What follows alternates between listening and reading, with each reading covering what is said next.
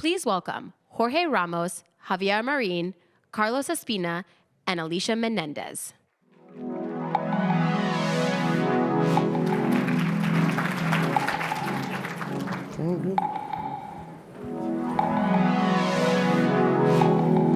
Do I sit in this one? Esta es tu agua. Listo. Hi. Hello. How are we doing? Hola. Good.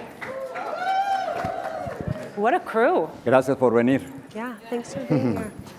I want to start with you, Javier, because the rest of us are storytellers and content creators, but you're the one who has actually owned some of these platforms, and so you've spent most of your career thinking about Spanish language media as a market. And I wonder how you are thinking in this moment about who is a Spanish language media consumer. A very powerful question that I would like to answer in two ways. Not only who are those, how is that division right now, but also why is that division? And I would love the comments of my co-panelists. If we talk about right now, there are about 25 million Spanish-speaking people that speaks very bad English, very, very bad proficiency in English, according to the census. You always have to add about 15% more of what the census says. The other 40 million who are bilingual have lost trust on Spanish-speaking news media, always talking about news. And the paradox is proven by going back to the 90s, when we were 22 million Hispanics in the country. You can check on the history that almost 95% of those 22 million used to watch Univision News and Telemundo News and newspapers locally and radio stations with strong, robust journalists and news organizations, locally and nationally. Why the lack of trust nowadays that have made 40 million coming out of that audience? Infrastructure. So the why of this division is important to analyze. And it's important the role of those who can fix it and recover it. Because you could say, we don't need Spanish speaking for those 40 million. Yes, we need. And there is a proven fact of what's happening right now. I can attest to you that every Spanish-speaking journalist have been approached by English-speaking media to learn what's happening in Minneapolis with our community. And talk to us directly to understand what's happening in the community. That didn't happen before.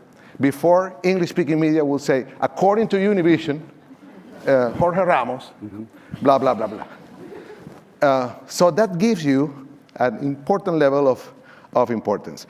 The business model collapsed. Nowadays, there's still $5 billion of Spanish-speaking advertising out there.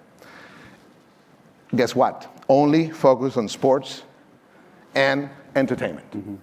So I always say, Bad Bunny crossed over already. I think the crossover is reversed. But in news, it's completely the opposite. We went back.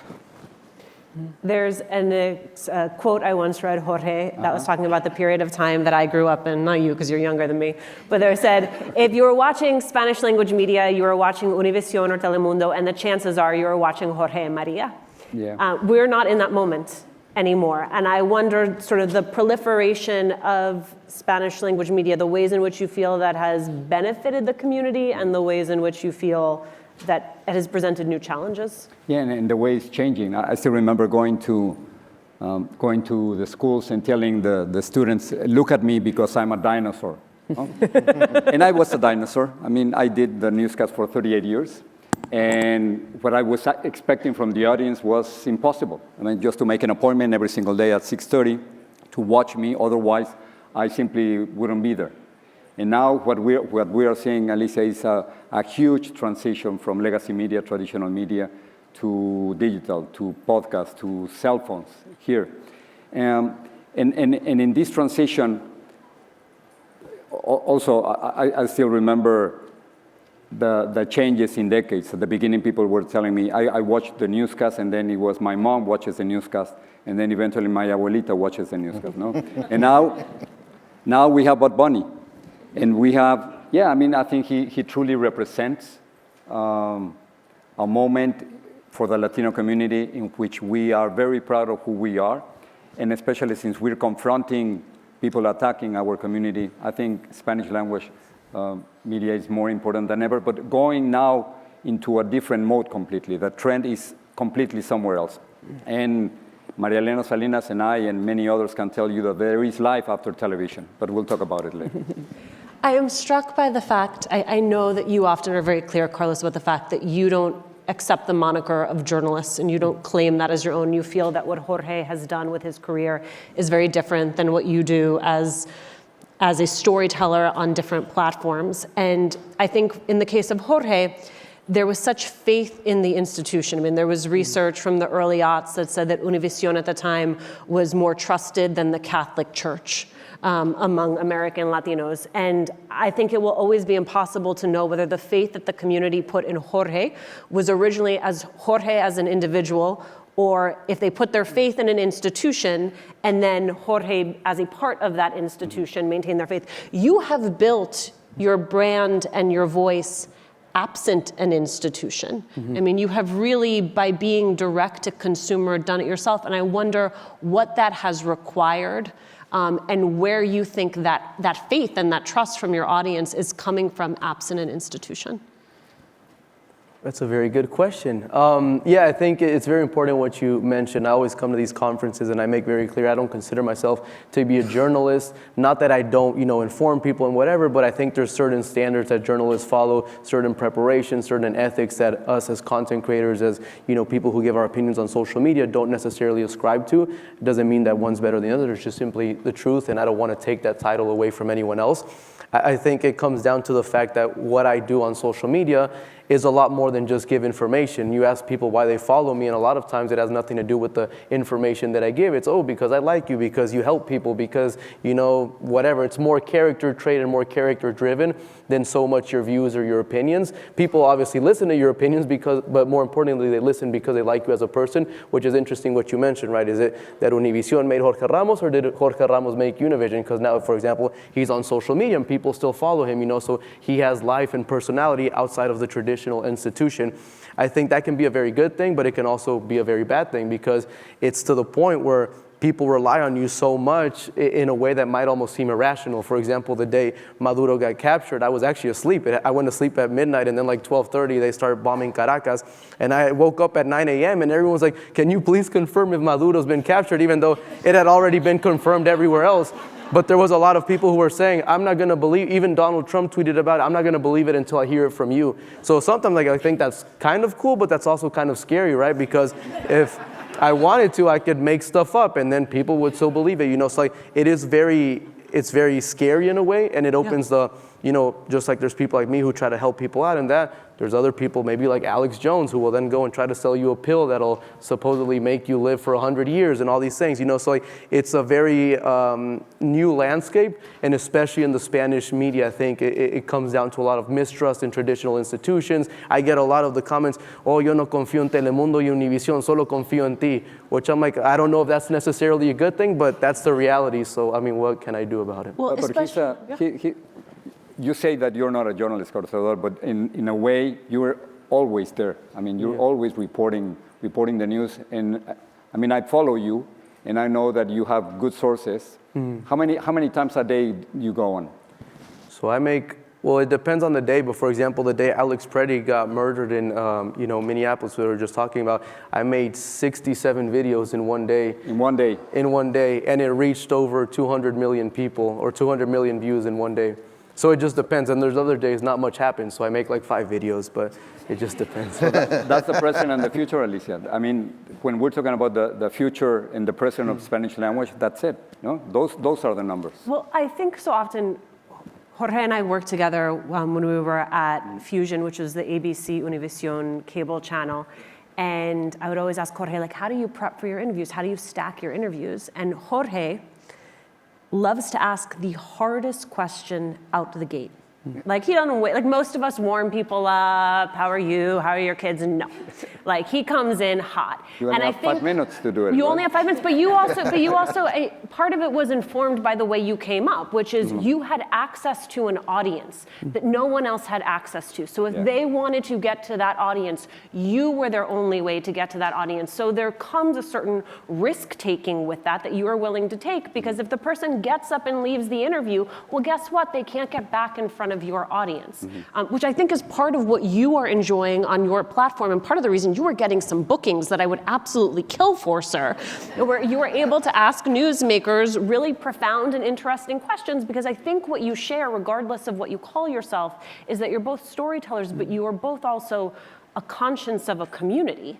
And that moral clarity is something that people are seeking in this moment. Yeah, and also it's not only that you have doubts about corporations now, I mean, what they really believe and who are they defending, but I think they're expecting, for a journalist, I think they expect always two things, no? That you report reality as it is, not as you wish it would be, but also they're expecting from journalism that you question those who are in power, that you challenge them. And then if corporations stop doing that, they lose credibility immediately.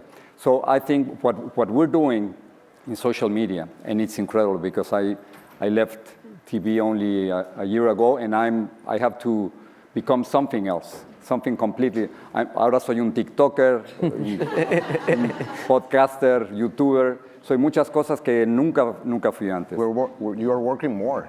I'm working more than ever. This is not retirement, no? I still have a couple of fights in me, but it is really interesting because you see the shift not only with Carlos Eduardo, but everywhere.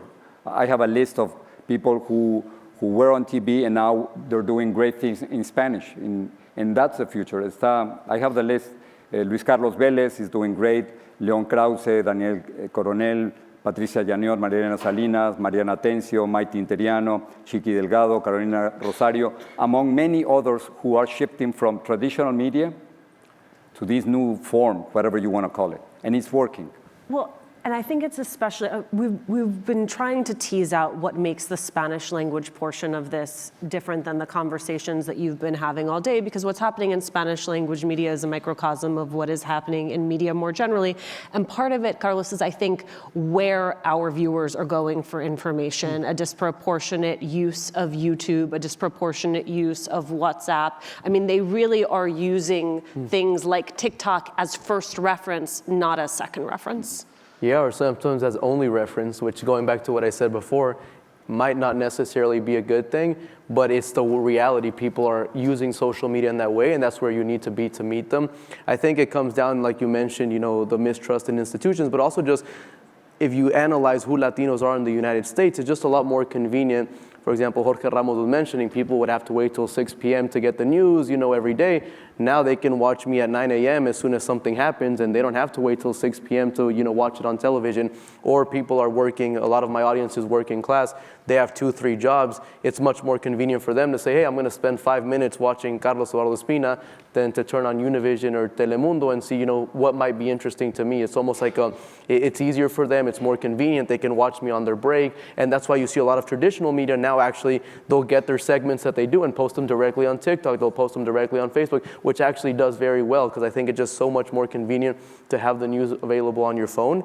And it goes a lot with the changing trends. And also, like, you mentioned earlier, there still is a very big population in the US who speaks Spanish predominantly and doesn't speak much English. So for them, it's really easy to see someone who speaks like them, uses the same words that they do, and they can understand things easier. I feel a little bit like we're in a Back to the Future moment. Javier wrote a book called Live from America, How Latino TV Conquered the United States. I want to read you a little teaser from it and see if it sounds like it could be familiar. In the 1970s and 80s, while ABC, NBC, and CBS battled for every screen, a Mexican family alongside a savvy American operator quietly laid the foundation for an empire. Against media titans like Ted Turner and Rupert Murdoch, they achieved the unthinkable, breaking into the tightly guarded world of US television. What is the corollary today? Well, there is still an opportunity of an underserved part of the community. In terms of journalism, those robust news organizations that has either been dismantled or disappeared in the Spanish-speaking media should be recovered.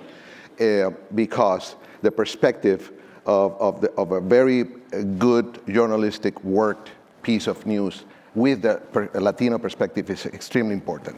So what happened then is ABC, CBS, and NBC, CBS, and ABC ignored this massive audience who was in the country, ignored for certain reasons. You have to read the book because you can make your own conclusions if there is discrimination, if there is any other type of reasoning of why Spanish wasn't wanted in the country for a particular important force. But even though it flourished. So what's happening right now, I would say, is there's also an ignored and underserved community which needs not only the personalities of Jorge and Carlos and that reach, that immense reach that they're achieving, but also with robust information and news behind. The institution is needed behind. That's my personal opinion, and that's what happened before, with different perspective. The reason why in the 80s, this all happened in the 80s. It was before it was only Univision. Telemundo was in Puerto Rico way before, but it became national at the end of the 80s, right? So the flourishing of Univision, it was because they had not only El Chavo, Chapulín, Mexican movies, and telenovelas. They had a robust news organization that was informing 22 million in the 90s, and it went up to 62 million, I believe. I mean, you guys have to know that we are close to 70 million if we add, the number of people that are not in the census. So there is an opportunity. The advertising money is there. The philanthropy money is starting to look at us. So the local news that is still surviving in several cities is becoming more important than ever with everything that's going on, but need resources. And so I'm so glad, because what's happening? Univision dismantled their news organization. Telemundo is completely based on what NBC Universal have to say in terms of news. So they interpret the news with a great talent on the screens. CNN is basically not doing much of effort. Their roots is not in the US, it's in Latin America. CNN en Español, their roots is mainly in Latin America, not in the US. And NPR in Spanish doesn't even exist. So there is an opportunity there. And talking about opportunities, I think it has to do with, let's separate the opportunities when it comes to money and when it comes to our role as journalists. If you are reporting right now in the United States, you have to tell the truth. And you have to say that when President Trump and ICE, when they attacked our community, we have to say that. And if it's wrong, we have to say it is wrong to separate children from their parents. We have to say it is wrong to have Liam Conejo Ramos, a 5-year-old boy from Ecuador, being detained. We have to say that. And so I know President Trump didn't like Bad Bunny. He said it was horrible, and it was a bad example, I would say. And then our responsibility as journalists, it is to say that I think it is a bad example to call Mexican immigrants criminals and rapists. I think it's a bad example to say that people from Somalia are trash, or just to do memes of President Barack Obama and Michelle. I think that's a bad example. So as journalists, I think our responsibility, and maybe corporations are more, I'll leave corporations to the side, but maybe they simply don't want to say what we can say. So that's the editorial part. And let's go to the back again as a cycle. In the early 1900s, Theodore Roosevelt said only English in America, right? So the only... Megyn Kelly too. Right. He said that. And then Eisenhower, wetback operation, putting in cages, sending the militaries to the street, putting us on cages. Who were the only ones who were giving the news to our community of what was happening, what can be done, where were our rights? Spanish-speaking media. And we can be... You were a protagonista from those. Yeah, but we can be pro-immigrant, and we can be pro-Latino, and we can be pro-democracy, and we can be openly pro-freedoms. And that's the liberty that we have, Carlos, no? We can say whatever. I was going to say on social media. You can take a position. I mean, I give the news and the facts, but we give an opinion now. But I want to give you credit, Jorge, which is you have always done that. You did that even when you were tied to an institution, and I think that is why you have an entire generation of Latino journalists, whether they're speaking in English or in Spanish, who have adopted that as our own ethos, right? That to stand for four freedoms is not a partisan or a political position. It is to be pro-democracy. But you do that too, and no. So I think it is. I think maybe audiences expect from us more than just giving them the facts. No, they're expecting us something different. Yeah, and that's what I was gonna say about the liberty of social media. So recently, I got to meet Terry Moran, right? And I told him, like, I can't believe you got fired for that. I would get fired every single day. I mean, I say worse things, worse, quote unquote, right? I don't think he said anything wrong. But this idea, right, that for expressing and calling things how they are, now you have to watch your back, or you could be terminated, or you could be pushed out. It really shows why, in a way, I think people are now recurring to social media, because people like myself, people like Jorge, can we say, hey, this is wrong. Separating kids is wrong. There's really no black or white. This is just how it is. Yeah. And people want that. They need that in this moment. They don't want someone to say, well, this is both sides of the story. The kid got separated from his family, but there is no but. This is wrong, and that's it. And that's why I think so many people, especially in the Latino community, are seeing things with their own eyes, and they don't want someone to be neutral. They want someone to call things how it is, and that's what social media allows you to do. I think there's the question of neutrality, but then I also think and you've alluded to this, the question of fact-checking and getting it right, especially in a moment when there is such distrust in institutions. Like, I will say, as a person who's still tied to an institution, I appreciate that there's a standards department. I appreciate that we have codes, like things have to be double-sourced on the record to make sure that the information is good and right, and that we're often told we don't need to be the first, but we need to make sure that we get it right. I appreciate that mandate. And you have reminded me of some of the other challenges of this brave new world, including the fact that through the use of AI, we now have Jorge Ramos selling us supplements online. No, it happens very often. Right? Yeah. Okay. No, so I'll get videos. They'll be like, for example, the other day I got a message and they were like, hey, Carlos, is it true what Jorge Ramos said? Like, what did he say?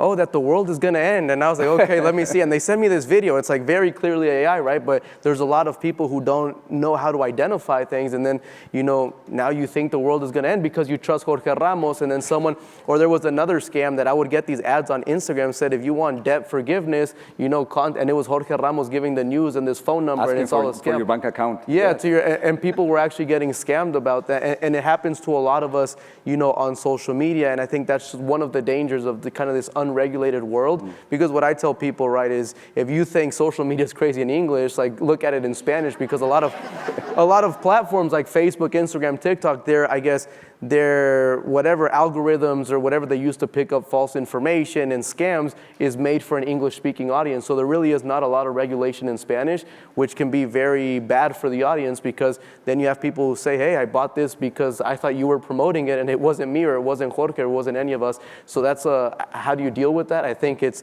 something above anything that I can solve, but it is a real issue, and people are falling not just, because there's things that are like jokes, right? They're not harmful, whatever, me dancing, it's fine, I don't care. But now when you're telling someone, hey, give me your bank information, and people fall for it, it's very dangerous. Yeah, AI they killed me a couple of months ago. No? And I mean, of course, it was funny, except for my brother, who tried to reach me when I was doing an interview. So he spent about an hour without knowing if it was true or not. No, I also have the solution for diabetes. And if you give me your bank account, I can send you $15,000. and it's me. No, and then it's so perfect, so perfectly done that at some point it's going to be difficult for people to know if it's you or not. So here's the thing I struggle with, which is that after the last election, where there were more Latinos who voted Republican than a lot of people were anticipating, one of the sort of big narratives became, well, it must be about disinformation and misinformation. Yes, there was disinformation, there was misinformation. Some of it was targeted specifically at Spanish language speakers. But one, that does not explain the entire shift. And two, and I'm not saying that this is what you were saying at all, that it was embedded with a certain Latinos are dopey. Well, they don't know better. We English speakers, we should know better. But the Spanish speakers, of course they're falling for this. And I just don't think that is fair. And I wonder if you're going to, for you thinking about how you empower consumers to know the difference between Ramos reporting and Ramos supplements? The role of technology It's so important to be part of our architecture and ecosystem as news, as Spanish-speaking news. I remember having a meeting with Google News about the misinformation coming from a Russian outlet in Espanol about what was happening in Afghanistan, I remember at that time, when we were pulling the soldiers from Afghanistan. The first thing that people would read in Google writing, guerra en Afghanistan, would have been a Russian outlet in Spanish. And they were like, what is, the Department of Defense in Spanish. If you Google that, you will get from El Salvador, from Spain, not the Department of Defense of here. So that type of architecture needs to be built and originated from us, the same people that have been doing the best effort to work on real journalism and technology together. So that's it's not a problem of our community. It's a democracy problem. Guess who is investing a lot of money in a new Spanish platform? Newsmax. I like, you're just going to let that sit there. I have two more big questions, and they've told me they're going to play me off if I don't get out of here on time. So let me see if I can get to both of them. Perhaps I'm asking this question from a place of naivete, but I mean it as a compliment to you, which is even for all of the lists that you were reading, and there are some amazing journalists like Leon Krause on that list, you still numbers-wise are without peer or comparison in the Spanish language space, and I wonder what you see as the greatest barriers to entry for news aggregation and analysis in Spanish, that even with that list you read, I mean, there still should be more.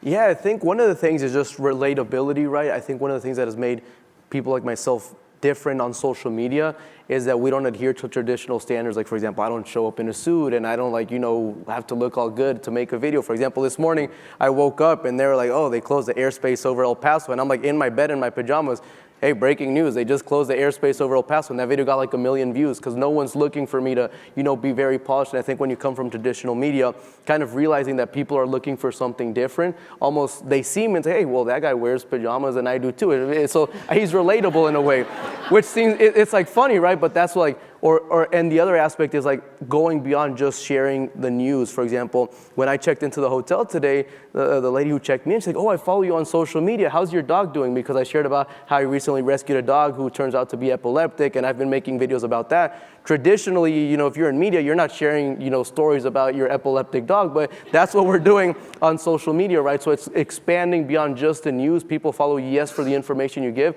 but they also like the person as a whole. They care about your family, your relationships, your friends, your dog, etc. Which also makes sense because it takes so long to establish credibility for any journalist or storyteller, and I think even more if you come from a group that has traditionally been marginalized, that trade-off of being willing to give some of that up in the name of authenticity and relatability is tricky. Yeah. No, I mean, it's very difficult, right? Because I'm assuming, for me, it's different because I was never, in that environment to begin with. So for me, it always just seems so natural. But sometimes, and I see it also with like politicians, I'm like, you don't have to be like, so, not everything has to be perfect on social media. You can maybe slip up a little bit more than you might be used to, or, people are more forgiving, but they want the real version of yourself as opposed to like a more polished, more professional, which, like you said, can be a good thing, can be a bad thing, but that's what people are looking for. And I think finding that balance between professionalism and relatability and just having that, trust of the audience. Okay. If may I say something Yes, but else? I got one more question for you, so make it fast. No, just fast. We need money. Yeah. So we are, I had to say it, we need money for all these people, they need to eat. And you need to rest too. Well, yes, not yet. But what happens is with this trend going from traditional media to digital media, all these outlets are appearing and they need money from foundations. No? They need your money, they need your support. I'm doing a podcast quickly, Así veo las cosas. In January, we had 21 million views and more than 1 million watch hours. And somehow, in order to survive, we need the support of the people. Otherwise, I don't know how we're going to be doing it. Okay, we have 1 minute left. Hit this like you would hit a commercial break. 2015, yes. We were working together. You went into a presser with Donald Trump. I remember, like it was yesterday, getting a call from your producer, Dax Tahara, his voice shaking, and he said to me, we just got thrown out of the presser. And I said, what do you mean you just got thrown out of a presser? We live in a democracy.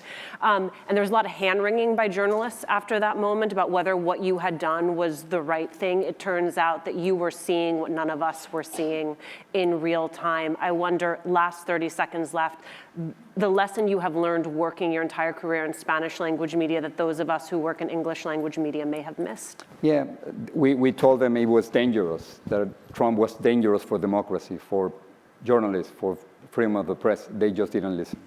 And now we see the consequences. Mm-hmm. Ladies and gentlemen, Jorge Ramos, Javier, Carlos. Thank you. Thank you. Any questions?